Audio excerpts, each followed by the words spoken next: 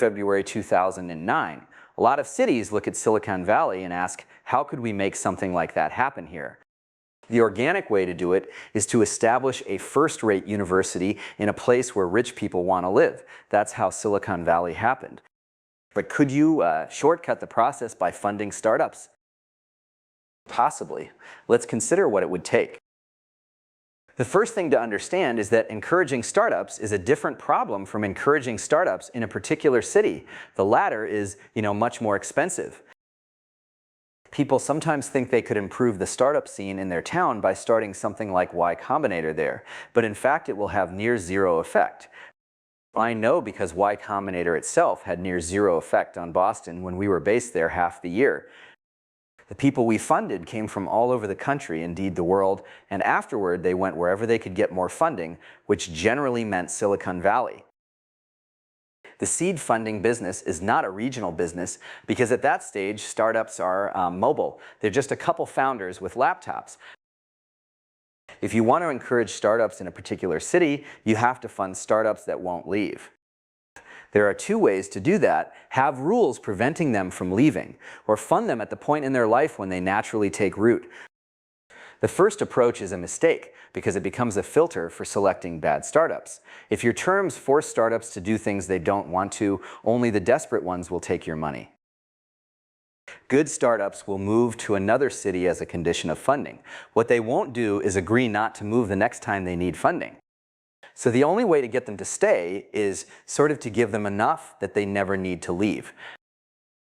How much would that take? If you want to keep startups from leaving your town, you have to give them enough that they're not tempted by an offer from Silicon Valley VCs that requires them to move. A startup would be able to refuse such an offer if they had grown to the point where they were rooted in your town and/or so successful that VCs would fund them even if they didn't move. How much would it cost to grow a startup to that point? A minimum of several $100,000. Wufoo seemed to have rooted themselves in Tampa on $118,000, but they're an extreme case. On average, it would take at least $500,000. So if it seems too good to be true to think you could grow a local Silicon Valley by giving startups $15 to $20,000 each like Y Combinator, that's because it is.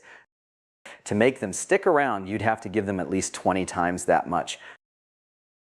However, even that is, an interesting prospect. Suppose to be on the safe side, it would cost $1 million per startup. If you could get startups to stick to your town for $1 million apiece, then for $1 billion you could bring in 1,000 startups. That probably wouldn't push you past Silicon Valley itself, but it might get you second place. For the price of a football stadium, any town that was decent to live in could make itself one of the biggest startup hubs in the world. What's more, it wouldn't take very long.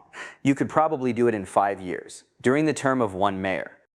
And it would get easier over time because the more startups you had in town, the less it would take to get new ones to move there.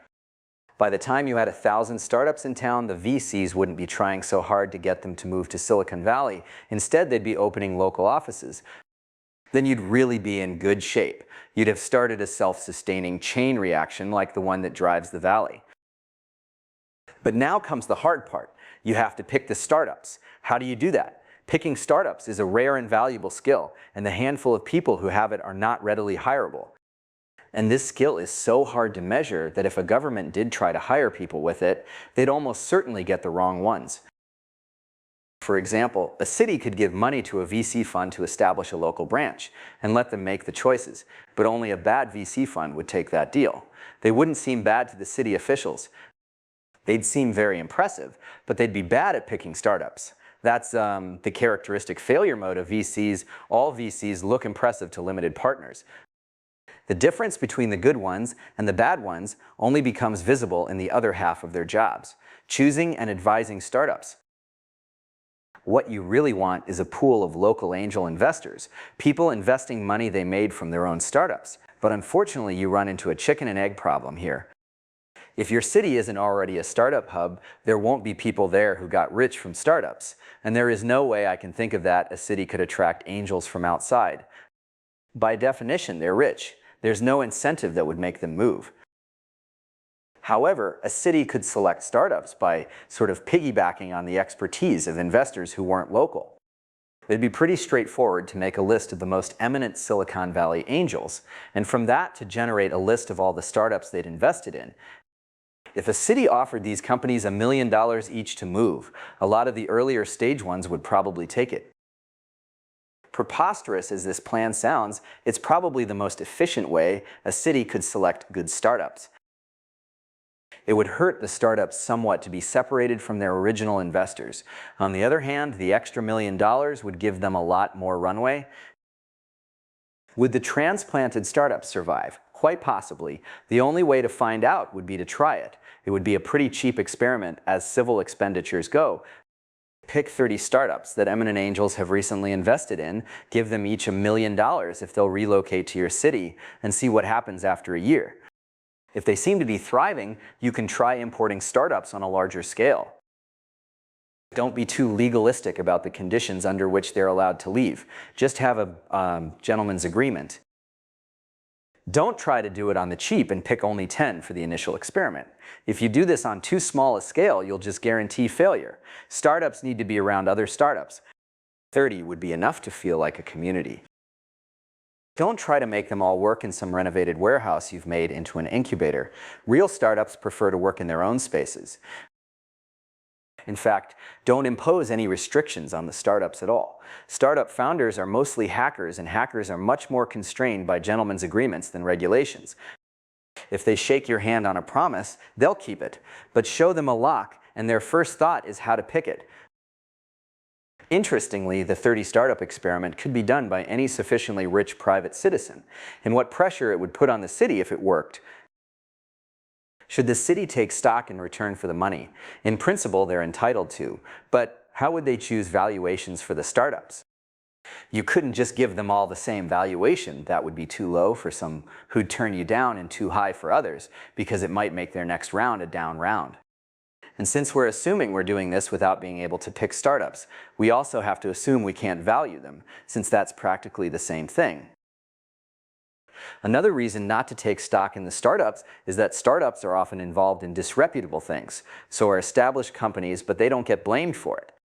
If someone gets murdered by someone they met on Facebook, the press will treat the story as if it were about Facebook. If someone gets murdered by someone they met at a supermarket, the press will just treat it as a story about a murder. So understand that if you invest in startups, they might build things that get used for pornography or file sharing or the expression of unfashionable opinions. You should probably sponsor this project jointly with your political opponents, so they can't use whatever the startups do as a club to beat you with. It would be too much of a political liability just to give the startups the money, though. So the best plan would be to make it convertible debt, but which didn't convert except in a really big round like $20 million. How well this scheme worked would depend on the city. There are some towns, like Portland, that would be easy to turn into startup hubs, and others, like Detroit, where it would really be an uphill battle. So be honest with yourself about the sort of town you have before you try this. It will be easier in proportion to how much your town resembles San Francisco. Do you have good weather? Do people live downtown, or have they abandoned the center for the suburbs? Would the city be described as hip and tolerant, or as reflecting traditional values? Are there good universities nearby, or are there walkable neighborhoods? Would nerds feel at home?